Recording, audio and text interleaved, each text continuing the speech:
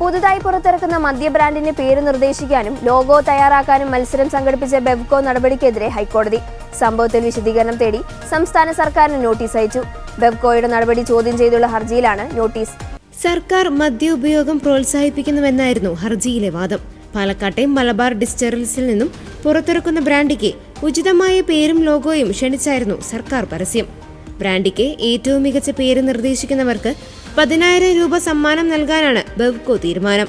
പാലക്കാട് മേനോൻപാറയിലുള്ള മലബാർ ഡിസ്റ്റിലറീസിൽ നിന്നും നിർമ്മിക്കാൻ ഉദ്ദേശിക്കുന്ന ഇന്ത്യൻ നിർമ്മിത ബ്രാൻഡിക്ക് പേരും ലോഗോയും നിർദ്ദേശിക്കാനുള്ള അവസരമാണ് ബെവ്കോ പൊതുജനങ്ങൾക്കായി ഒരുക്കുന്നത്.